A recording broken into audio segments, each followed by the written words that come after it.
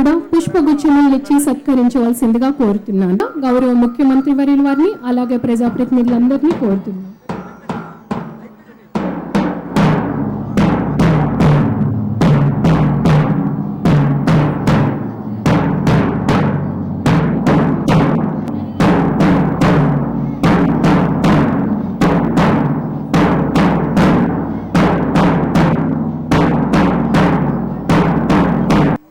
మా తెలుగు తల్లికి మల్లెపూదండ ప్రారంభించండి.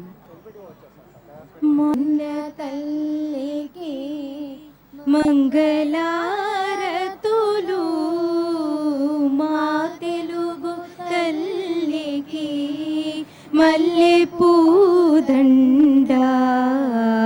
మా కన్న తల్లికి మంగళారతులు, కడుపులో బంగారు కనుచూపులో